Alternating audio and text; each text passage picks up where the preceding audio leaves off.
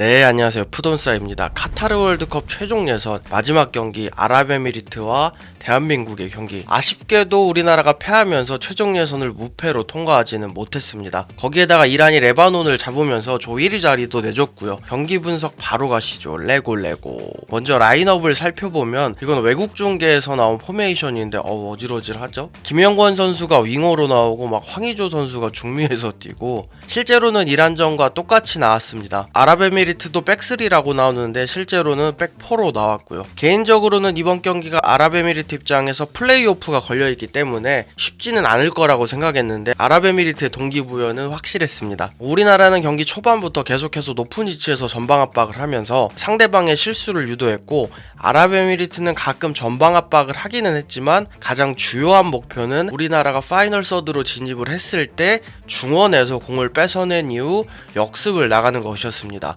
아랍에미리트의 에버리지 포지션만 보더라도 하프라인 밑에 있는 모습이죠. 아무래도 아랍에미리트가 전방 압박을 가끔씩 할 때 김영권 선수가 실수하는 모습이 나오면서 우리나라가 아랍에미리트 전방 압박에 고전했다라는 말이 나온 것 같습니다. 아랍에미리트는 이번 경기에서 수비 시에 두 줄을 만들면서 우리나라가 중원으로 진입할 수 있는 공간을 최대한 내주지 않았는데 그러다 보니까 우리나라 입장에서는 특히 측면에서의 플레이가 중요했습니다. 전반 29분 측면에서 나온 부분 전술 장면. 이번 경기에서도 시작할 때는 손흥민 선수가 왼쪽에 위치했지만 경기 중간에 황희찬 선수와 위치를 바꾸는 스위칭 전술이 작동을 했죠. 이 장면은 왼쪽에서 황희찬 선수가 권창훈 선수한테 전진 패스를 하는 장면인데 이때 김진수 선수가 공을 받기 위해 미리 공간으로 움직인 이후 패스를 받는 모습입니다. 이후 박스 안으로 들어가서 컵백까지 내는 장면인데 제가 이 장면을 언급한 이유는 전반에는 이렇게 왼쪽에서 김진수 선수가 영리하게 움직임을 가져가면서 공격할 때 거의 왼쪽에서 플레이가 이루어졌습니다. 히트맨만 보더라도 김진수 선수는 전반전에 높은 위치까지 올라와서 공격에 가담한 반면에 오른쪽에 위치한 김태환 선수는 깊은 위치까지는 올라오지 못한 모습. 이는 어떻게 보면 공격 상황에서 그만큼 전환 플레이가 원활하지 못했다는 의미죠. 실제로 지난 이란전과 비교했을 때 전환 플레이를 해줄 정우영 선수의 롱볼 숫자가 적어주기도 했고요. 물론 이 문제는 후반전에 해결이 되기는 했습니다. 측면을 통해 공격할 때는 얼마나 양쪽 사이드에서 골고루 흔들어주냐가 중요하기 때문에 언급을 했습니다. 전반 42분 황희찬 선수가 골대 맞추는 장면. 코너킥 상황에서 상대 골키퍼가 펀칭한 공을 페널티 박스 밖에 있던 황희찬 선수가 그대로 슛을 시도하는데 이게 아쉽게도 골대 상단에 맞으면서 득점으로 이어지지는 않았습니다. 골키퍼가 완전하게 자리 잡고 있는 상황이 아니라 그냥 정확하게 인사이드로 올리는 슛이었는데 운이 살짝 부족했죠. 되는 날이면 골대 맞고 골키퍼 맞고 막 들어가기도 하는데 이렇게 전반전에 골대 맞춘 걸 제외하면 우리나라는 아쉽게도 유효슈팅을 하나도 기록하지 못했습니다. 전반 기록을 살펴보면 점유율도 있고 슛도 더 많이 시도했지만 아쉽게 빅찬스를 만들지는 못했습니다. 후반 53분 대한민국의 실점 장면. 스로인 상황에서 김민재 선수가 클리어한다는 게 멀리 가지 않았고 이걸 아바스가 헤더로 하렙 압둘라한테 연결하면서 1대1 상황이 만들어졌고 그대로 실점. 결과적으로 집중력이 아쉬운 장면이죠. 우리나라의 수비 숫자가 충분한 상황이었기 때문에 첫 번째는 김태환 선수가 끝까지 잡아줬어야 되는데 돌아뛰는 하렙 압둘라를 완전히 놓쳤고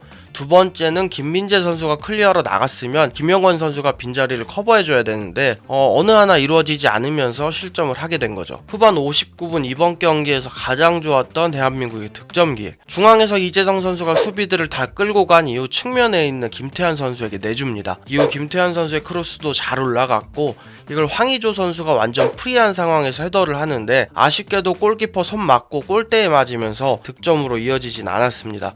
물론 골키퍼가 잘 맞기는 했지만 이건 분명히 공격수 입장에서는 넣어줘야 할 장면이라고 봅니다. 결국 이 장면은 빅찬스 미스로 기록이 되기도 했고요. 저번 경기도 그렇고 이번 경기에서도 황의조 선수가 경기에 크게 관여를 하지 못하는 모습이었습니다. 이번 경기에서 풀타임 뛴 황의조 선수의 스탯은 터치 13회, 패스 9회, 팀이 점유율을 77%나 가져가는 경기에서 공격수가 풀타임을 뛰면서 패스를 10번도 하지 못했다는 건 선수 입장에서나 감독 입장에서나 분명 고민을 해볼 필요가 있는 부분인 것 같습니다. 물론 조규성 선수가 코로나에 걸리면서 대체 자원이 없다는 점은 감안할 필요가 있고요. 그리고 경기 중간중간 잘 안 풀리자 손흥민 선수가 내려와서 공을 받아주는 모습이 보였는데 대표팀 입장에서는 사실 좋지 못한 시그널이죠. 그만큼 공이 전방으로 원활하게 연결 연결이 안 된다는 반증이기도 하고요. 이후 남태희 선수도 투입해보고 김태환 선수를 빼고 조용욱 선수를 넣으면서 오른쪽 측면 수비 없이 경기를 하는 굉장히 파격적인 시도를 했지만 득점은 나오지 않았고 그대로 1대0으로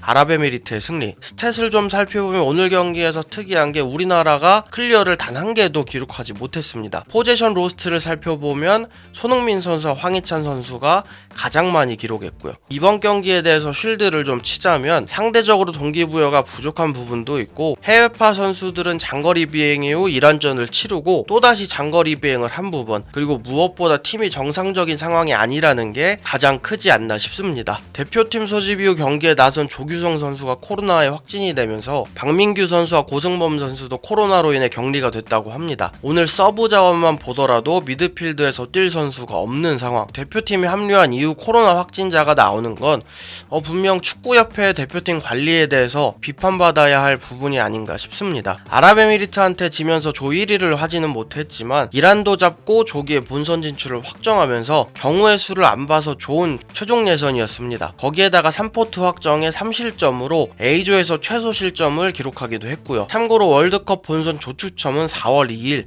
새벽 1시입니다. 부족한 영상 봐주셔서 감사합니다.